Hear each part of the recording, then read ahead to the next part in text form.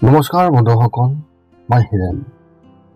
আজি আপোনালোকক জনাব বিচাৰিছোঁ যে মহামাৰীৰ পৰা পৰিত্ৰাণ পোৱাৰ বাবে বেদ পুৰাণত কি লিখা আছে, 10টা বিশেষ উপকাৰী কথা, তাৰে সম্পূৰ্ণ তথ্য আপোনালোকৰ আগত আগবঢ়াইছোঁ, যাতে আপোনালোকে ইয়াৰ পৰা সুবিধা আৰু সচেতন হৈ থাকিব পাৰে। প্ৰথমে মোৰ চেনেলটো আপোনালোকে ছাবস্ক্ৰাইব কৰি ল'ব, যাতে মোৰ পিছৰ ভিডিঅ'বিলাক আপোনালোকে সহজে লাভ কৰিব পাৰে। লগতে মোৰ ভিডিঅ' যদি ভাল লাগে তেন্তে লাইক আৰু শ্বেয়াৰ কৰিব, কমেণ্ট কৰি আপোনালোকৰ মনৰ ভাৱ প্ৰকাশ কৰিব। এতিয়া আহোঁ মোৰ বিষয়লৈ। আজি এই ভিডিঅ'ৰ উদ্দেশ্য হৈছে মহামাৰীৰ ক্ষেত্ৰত বেদ পুৰাণত তাৰ পৰা কেনেকৈ উপকাৰ লাভ কৰিব পৰা 10টা বিশেষ তথ্য, যি কথা আমি সকলোৱে জনাটো অত্যন্ত প্ৰয়োজন। বৈদিক যুগত বা প্ৰাচীন ভাৰততো সময়ে সময়ে মহামাৰী বা সংক্ৰমণৰ প্ৰাদুৰ্ভাৱ ঘটিছিল। ইয়াৰ বাবেই সমাজত অস্পৃশ্যতাৰ প্ৰথাও বৃদ্ধি পালে। প্ৰাচীন কালত চিকিৎসাৰ সুবিধা আজিৰ দৰে ভাল নাছিল।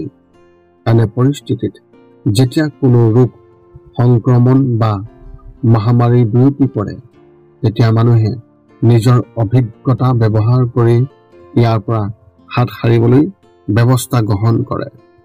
এই অভিজ্ঞতাৰ আধাৰতেই প্ৰাচীন পণ্ডিতসকলে মানুহক ৰোগৰ পৰা ৰক্ষা পাবলৈ বা সংক্ৰমণৰ বিস্তাৰ ৰোধ কৰিবলৈ সূতক পাতকৰ নিয়ম প্ৰণয়ন কৰিছিল।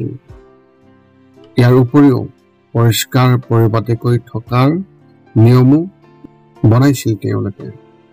আয়ুৰ্বেদত বসন্ত বতৰক বহুতো গুৰুতৰ ৰোগ আৰু ৰোগৰ উৎপত্তিকাৰী বুলি ধৰা হৈছিল। কেৱল বসন্ত কালতেই নহয়, ঋতু যিকোনো পৰিৱৰ্তনৰ লগে লগে ৰোগ আৰু সংক্ৰমণ বাঢ়ি যায়। এনে পৰিস্থিতিত সাৱধান হোৱাৰ অতি প্ৰয়োজন। আহকচোন সেই ঋষিমুনিসকলে আমাক সেই বিষয়ে কেনেধৰণৰ তথ্য দিছিল, আমি এই ভিডিঅ'টোৰ জৰিয়তে আমি সকলোৱে জানো। 1 নম্বৰ, জন্মৰ সংক্ৰমণ। জন্মৰ সময়ত কাটি যোৱা নাভিৰ যি নলী, জন্ম প্ৰক্ৰিয়াৰ সময়ত হিংসাৰ ফলত হোৱা দোষ বা পাপৰ প্ৰায়শ্চিত্তৰ ৰূপত পাপ বুলি গণ্য কৰা হয়। এই সময়ছোৱাতো সংক্ৰমণৰ আশংকা থাকে। সন্তান জন্ম হোৱাৰ পিছত মহিলাগৰাকী আৰু শিশুটিক এটা কোঠাত পৃথক কৰি ৰখা হৈছিল আৰু পৰিষ্কাৰ পৰিচ্ছন্নতাৰ প্ৰতি অধিক গুৰুত্ব দিয়া হৈছিল। জন্ম অনুষ্ঠানত পঞ্চুৰ অনুষ্ঠানলৈকে সংক্ৰমণৰ পৰা হাত সাৰিবলৈ পদ্ধতি গ্ৰহণ কৰা হৈছিল। নৱজাত শিশুৰ মাতৃয়ে 45 দিনৰ সময়সীমা পাৰ কৰিব লাগিছিল। প্ৰসৱৰ স্থান এমাহৰ বাবে অশুদ্ধ বুলি ধৰা হয়। সেইবাবেই বহুতে হস্পিটেলৰ পৰা ঘৰলৈ আহি গা ধুৱে। যদি কন্যাই পিতৃ মাতৃৰ ঘৰত সন্তান জন্ম দিয়ে, তেন্তে শহুৰেকৰ ঘৰত জন্ম দিলে 3 দিনৰ সুখ সময়সীমা থাকে। যদি পৰিয়ালৰ কোনো মহিলাৰ গৰ্ভপাত হয়, তেন্তে গৰ্ভপাত হোৱা যিদিন, সেই দিনৰ সংখ্যাক পাপ বুলি গণ্য কৰা হয়। সন্তান জন্মৰ পিছত নাৰীৰ শৰীৰৰ ৰোগ প্ৰতিৰোধ ক্ষমতা কমি যায়। ইয়াৰ উপৰিও আন ৰোগত আক্ৰান্ত হোৱাৰ সম্ভাৱনা বৃদ্ধি পায়। সেয়েহে মহিলাগৰাকীক 10 পৰা 40 দিনলৈ বাহিৰত মানুহৰ পৰা আঁতৰাই ৰখা হয়। এটা শিশু পৃথিৱীলৈ অহাৰ লগে লগে কিছুমান শিশু ৰোগত আক্ৰান্ত হয়। শাৰীৰিক দুৰ্বলতা বাঢ়িবলৈ আৰম্ভ কৰে আৰু কেতিয়াবা চিকিৎসকে শিশুক ইনকিউবেটৰত ৰাখে, যাতে বাহিৰৰ প্ৰদূষিত পৰিৱেশৰ পৰা ৰক্ষা কৰিব পৰা যায়। 2 নম্বৰ হৈছে মৃত্যুৰ সংক্ৰমণ। গৰুড় পুৰাণৰ মতে পৰিয়ালত যিকোনো সদস্যৰ মৃত্যুৰ পিছত যি শোকৰ সময় হয় সেই সময়ছোৱাক পাতক বোলা হয়। কোনো ব্যক্তিৰ মৃত্যুৰ পিছত বংশৰ আত্মীয় আৰু আত্মীয় স্বজন নিৰ্দিষ্ট সময়ৰ বাবে অশুদ্ধ আৰু অপৰিষ্কাৰ হৈ থাকে, যাক শোতক বোলা হয়। অশুদ্ধি মানে অশুভ আৰু বিশুদ্ধতাৰ বিপৰীত অশুদ্ধি। মৃতকৰ পৰিয়ালৰ লোকে 10 দিন কঠোৰভাৱে শোতক পালন কৰিব লাগিব আৰু শেষত ৰীতি-নীতি কৰা ব্যক্তিয়ে 12 পৰা 13 দিন কঠোৰভাৱে পালন কৰিব লাগিব। মূলতঃ এই শোতক সময়ছোৱা 1/4 মাহলৈকে থাকে। 1/4 মাহ কাৰো ঘৰলৈ নাযায়। 1/4 মাহ মানে 37 পৰা 40 দিন। 40 দিনত নক্ষত্ৰমণ্ডলৰ এটা সময়সীমা সম্পূৰ্ণ হয়। ঘৰত যদি কোনো শোতক অৰ্থাৎ শিশুৰ জন্ম বা পাতক কোনো সদস্যৰ মৃত্যু হয়, তেন্তে 40 দিন পৰ্যন্ত শোতক বা পাতক জাপি দিয়া হয়। 3 নম্বৰ তথ্য হৈছে অন্যান্য কামলৈ পৰিৱৰ্তন। মৃত্যুৰ সময়ত মনৰ দ্বাৰা কৰা হিংসাৰ দোষ বা পাপক প্ৰায়শ্চিত্তৰ ৰূপত পাপ বুলি গণ্য কৰা হয়। একেদৰে চুলি কটা বা চুলি কাটিলে সংক্ৰমণৰ আশংকা থাকে। কাৰোবাৰ অন্ত্যেষ্টিক্ৰিয়াত উপস্থিত থকাটো এদিনৰ বাবে অশুদ্ধ বুলি ধৰা হয়।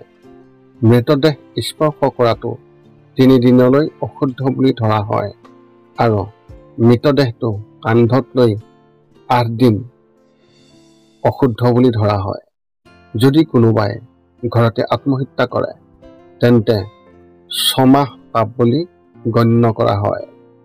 তাত 6 মাহলৈকে খাদ্য পানী সেৱন কৰিব নোৱাৰিব। তেওঁ মন্দিৰলৈ নাযায় আৰু সেই ঘৰৰ পৰা কোনো ধন মন্দিৰলৈ আগবঢ়োৱা নহয়। বিষ্ণু স্মৃতিৰ মতে, যদি আপুনি শ্মশানৰ পৰা উভতি আহিছে, বমি কৰিছে, চুলি কাটিছে বা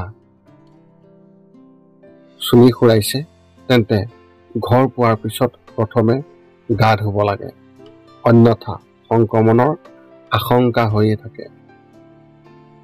4ৰ্থ তথ্যটো হৈছে ঋতুস্ৰাৱৰ সংক্ৰমণ।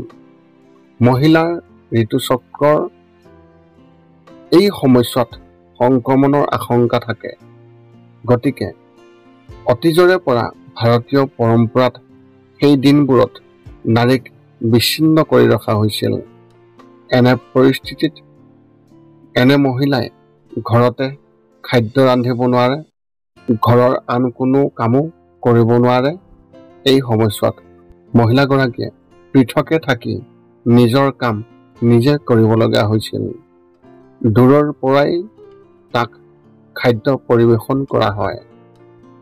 তেওঁৰ গা ধোৱাৰ ব্যৱস্থাও আছিল সুকীয়া।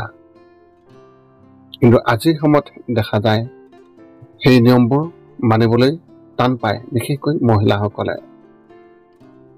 আধুনিকতাৰ যি মানসিকতা, সেই মানসিকতাই তেওঁলোকৰ বাবে যথেষ্ট ক্ষতিৰ সম্ভাৱনা কঢ়িয়াই আনিছে। 5 নম্বৰ তথ্যটো হৈছে গ্ৰহণৰ পৰিৱৰ্তন। গ্ৰহণ বা শোতকৰ আগত যদি খাদ্য প্ৰস্তুত কৰা হয়, তেন্তে তাত তুলসীৰ পাত দি খাদ্যখিনি দূষিত হোৱাৰ পৰা ৰক্ষা কৰিব পাৰি। সূৰ্যগ্ৰহণৰ সময়ত মন্দিৰৰ দুৱাৰ বন্ধ কৰি ৰখা হয়। দেৱতাৰ মূৰ্তিবোৰো ঢাকি ৰখা হয়। সূৰ্যগ্ৰহণৰ সময়ত পূজা বা স্পৰ্শ নিদিয়ে, কেৱল মন্ত্ৰহে জপ কৰে। সূৰ্যগ্ৰহণৰ সময়ত যজ্ঞ ৰীতিকে ধৰি সকলো ধৰণৰ অগ্নিঅনুষ্ঠান নিষিদ্ধ। ইয়াৰ ফলত অগ্নিদেৱৰ খং উঠে বুলি বিশ্বাস কৰা হয়। 6 নম্বৰ তথ্য হৈছে মহামাৰীৰ সংক্ৰমণ যদি কোনো ঘৰৰ কোনো সদস্যৰ এনে কোনো ৰোগ হয় যিয়ে আনক ৰোগ বিয়পাব পাৰে তেনে সদস্যই ঘৰৰ বাহিৰত এটা জুপুৰিত থাকিবলগীয়া হৈছিল। বহু পৰিস্থিতিত গাঁৱৰ বাহিৰত এনে লোকক ব্যৱস্থা কৰা হৈছিল। বহু পৰিস্থিতিত পৰিয়ালৰ লোকে ৰোগীক এৰি আন ঠাইলৈ গৈছিল। এনে পৰিস্থিতিত ৰোগীয়ে বহু নিয়ম মানি চলিবলগীয়া হৈছিল, যাৰ বিষয়ে তেওঁক তথ্য দিয়া হৈছিল। বৃহৎ সংহিতাত বৰ্ণনা কৰা হৈছে যে শনিহাস্য ভ্ৰূণ স্ক্যাদ ৰোগী পেপিডেট জনাৰ অৰ্থ হ'ল সেই বছৰতে শনিৰ ৰজা বিয়পি আছে। নিৰ্দিষ্ট সংহিতা অনুসৰি যেতিয়া পূৰ্বভদ্ৰ নক্ষত্ৰত মহামাৰী বিয়পি পৰে তেতিয়া ইয়াৰ চিকিৎসা কঠিন হৈ পৰে। নিষিদ্ধ সংহিতা অনুসৰি এই মহামাৰীৰ প্ৰভাৱ 3 পৰা 7 মাহৰ বাবে থাকে। 7 নম্বৰ তথ্য হৈছে কাপোৰ সলনি কৰা। শাস্ত্ৰত বহু ঠাইত কোৱা হৈছে যে এদিনৰ পৰা অধিক কাপোৰ পিন্ধিব নালাগে, কাৰণ ই বেক্টেৰিয়া আৰু ভাইৰাছৰ পৰিণত হয়। বিষ্ণু স্মৃতিত ব্যক্তিয়ে পৰিধান কৰা কাপোৰ ধুই নিদিয়াকৈ পুনৰ পিন্ধিব নালাগে বুলি উল্লেখ কৰিছে। 8 নম্বৰ তথ্য হৈছে তিতা কাপোৰে গা মুচিব নালাগে। শাস্ত্ৰৰ বিষয়ে গা ধোৱাৰ পিছত শৰীৰটো মুচিব লাগে, কিন্তু তিতা কাপোৰে শৰীৰটো মুচিলে আমাৰ শৰীৰত সংক্ৰমণৰ সম্ভাৱনা বৃদ্ধি পায় বুলি উল্লেখ কৰিছে আৰু ইয়াৰ বিষয়ে মাৰ্কণ্ডেয় পুৰাণতো উল্লেখ কৰিছে। 9 নম্বৰ তথ্য হৈছে মূৰ আৰু মুখখন ঢাকি ৰাখিলেহে এই কাম কৰিব লাগে। এই কথা প্ৰাচীন কালতো কোৱা হৈছে। মল ত্যাগ কৰাৰ সময়ত ঘৰৰ পৰা আঁতৰত কৰিব লাগে আৰু ইয়াৰ বিশেষ প্ৰয়োজন। আৰু মল ত্যাগৰ সময়ত আমি মুখ আৰু নাক পৰাপক্ষত ঢাকি ৰাখিব লাগে বুলি আমাক বিশেষভাৱে নিৰ্দেশ দিয়া হৈছে। আৰু সেই সময়ত কথা বতৰাও ক'ব নালাগে, কাৰণ সেই ঠাইত সংক্ৰমণ বিয়পোৱাৰ আশংকা অত্যন্ত প্ৰবল থাকে। 10 নম্বৰ হৈছে হৱন ক্ৰিয়া। কেতিয়াবা যেতিয়া পৰিয়ালৰ সকলোৱে প্ৰক্ৰিয়াসমূহৰ অনুসৰণ কৰাৰ সময়তে সংক্ৰমণৰ সম্ভাৱনা অক্ষত থাকে, গতিকে যজ্ঞৰ শেষ অস্ত্ৰ হিচাপে সম্পন্ন কৰা হয়।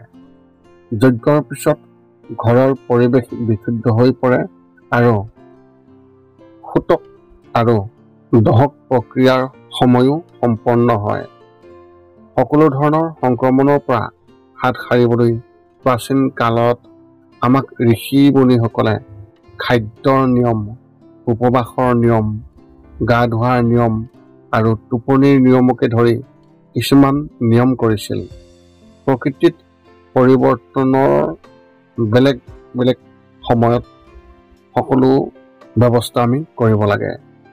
এই সময়ছোৱাত ভাৰতীয় সংস্কৃতিত হাত মিলোৱাৰ যি পৰম্পৰা, এই পৰম্পৰা নাছিল। নিৰামিষভোজীক গুৰুত্ব দিবলৈ সন্ধিয়াৰ আগতে খাদ্য খাওক আৰু ৰাতিপুৱা সোনকালে উঠিবলৈ বা যোগাসনৰ ওপৰত ধ্যান কৰাটো সকলো ধৰণৰ ৰোগৰ পৰা হাত সাৰিবলৈ এক উপায়। ইয়াৰ লগতে আয়ুৰ্বেদৰ মতে জীয়াই থকাটো অতি উপযুক্ত। যদি আমি ভালদৰে নাথাকোঁ, আমি সংক্ৰমণৰ পৰা আমি কেতিয়াও ৰক্ষা পাব নোৱাৰিম। এই আছিল মহামাৰীৰ সময়ত বেদ পুৰাণত 10টা বিশেষ উপকাৰী কথা উল্লেখ কৰা। তাৰে সম্পূৰ্ণ তথ্য আপোনালোকক আগবঢ়ালোঁ। যদি মোৰ ভিডিঅ'টো ভাল লাগিল তেন্তে লাইক, শ্বেয়াৰ, কমেণ্ট কৰিব আৰু মোৰ চেনেলটো আপোনালোকে ছাবস্ক্ৰাইব কৰি ল'ব, যাতে আমি পিছত অন্য ভিডিঅ'ত এই চেনেলৰ জৰিয়তে লগ পাওঁ। পুনৰ লগ পাম অন্য ভিডিঅ'ত। আজিলৈ ধন্যবাদ।